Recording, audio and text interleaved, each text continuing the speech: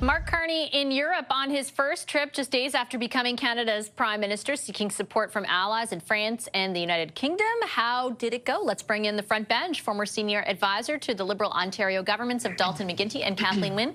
Dan Moulton is here. He's now a partner with Crestview Strategy. Shakir Chambers is a vice president at Oyster Group. He worked in Prime Minister Stephen Harper's office before becoming a policy advisor to the International Trade Minister.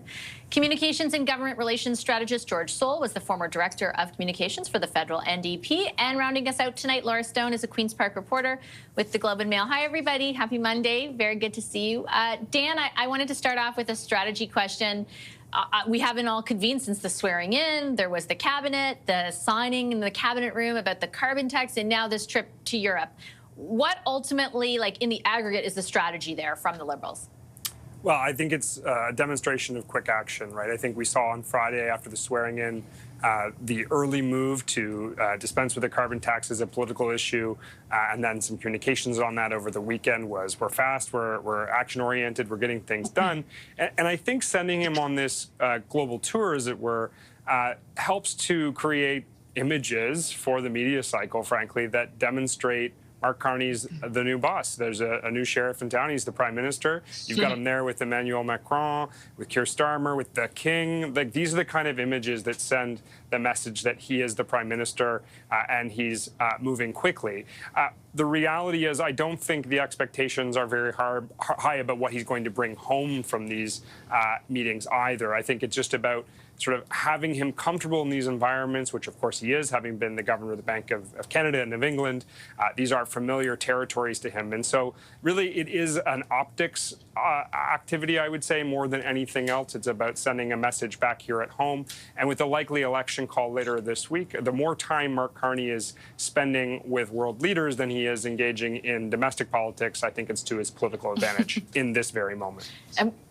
And we'll talk about that in a second, because there were some moments in that press conference. Shakir, at the same time as Dan is spelling that out, if you look at the most recent public opinion polling, we had Shachi Kurl on earlier, we could pull up the Angus Reid. It's not hard to guess why the Liberals would be employing this strategy, right? Essentially, the idea of talking about Trump and the threat that Trump has posed has very much changed the tune for them in such a drastic way, combined with the resignation of Justin Trudeau.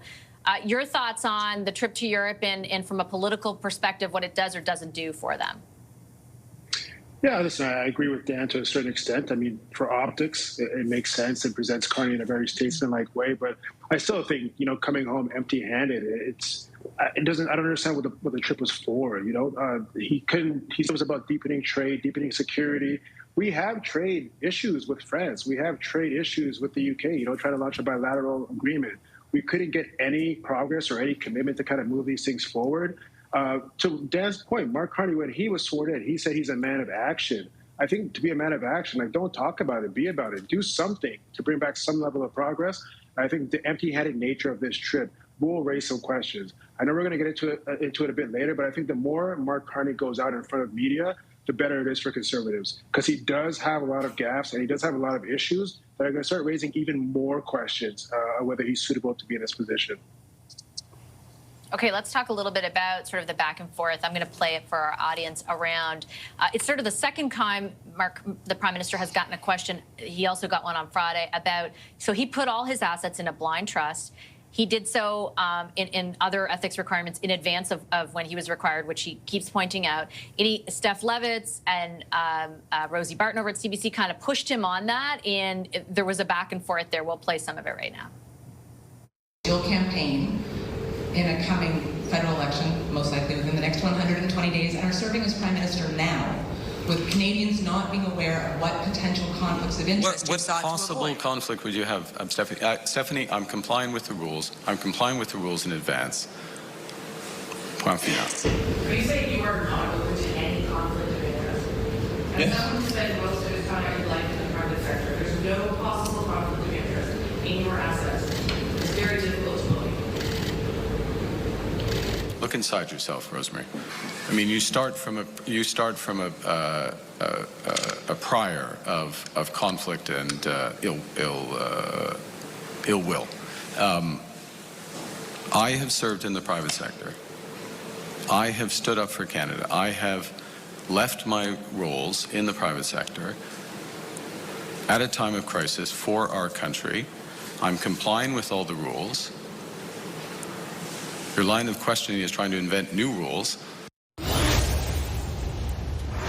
Laura, look inside yourself and and tell me whether that kind of thing matters.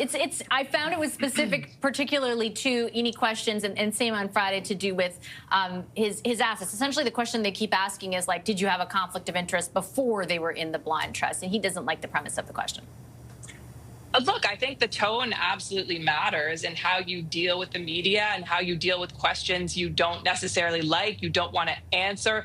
This is what an election campaign is about. And you can't continually turn around and attack the people who are asking questions in the public interest. And I think what Mr. Carney has to understand here is this isn't personal. And maybe the fact that it's about his assets, it's about a blind trust, makes him feel like it's a personal attack. But this is actually about what's in the public interest. And it's about a public office holder answering these very basic questions. And so I think, it's not like members of the public are sitting around watching every press conference that Mr. Carney is going to give, but they will, one can only hope, but it's going to build, right? This is going to go viral. It's going to be played on TV, on radio. People are going to hear about it. And the next time that he gives a press conference, and if he has a similar kind of tone and attitude towards very legitimate questions, I think it will hurt him in a campaign. And so I think, he has to find the balance between answering a question that he does not like or care for or want to give, too much personal information about, and recognizing that it's a legitimate question and giving the public the satisfaction of him kind of recognizing why this is important. Let me play the contrarian for a second, George.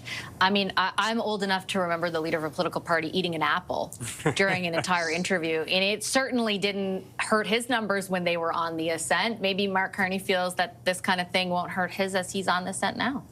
Yeah, I mean, I was going to say, I think he's taking some PR lessons from Pierre Poilievre, and that's probably the wrong way to go. I do think the Conservative Party and their base and their voters and their supporters have a different attitude than the folks that Mr. Carney's trying to bring in. Particularly, like you see him, every woman who asked a question got that back. Like, repeated Stephanie, now Rosie, look inside yourself. Maybe he should look inside himself and ask if it's okay for a prime minister to not be transparent about their assets. Like a blind trust. Sure, it's nice because it means he's not controlling things. But the point here is that just a week ago, he knew exactly what was in that list. And now he's making decisions about housing, about energy, about all kinds of things that when you're talking about Brookfield, there's big money in there. And so his decisions can definitely affect how that goes forward. Am I saying that he's going to make every decision to make himself richer? No. I mean, kind of part of the point here, I think, is I don't know why he's hiding it. I think every Canadian looks at this guy and knows that he's got a few dollars in his pocket. But I think what it does do is it raises questions. And the fact that he's so snarky with his responses, I think it's going to start turning off the kind of people that he's trying to attract. I think one of the things about him going to Europe, I think the idea of Mark Carney, I think, is probably better than the actual Mark Carney. And we're starting to see more and more of that when he does scrums. I want to give both Shakir and Dan a chance to respond. I've just got about a minute, so 30 seconds each. Dan, you first. I mean, there may be a double standard here, but so what, right? I mean, I think the reality is he needs to get better at answering these questions. And if he's going to be giving responses that seek to minimize the premise on which the question is being asked, that's fine. I actually don't think there's a lot here.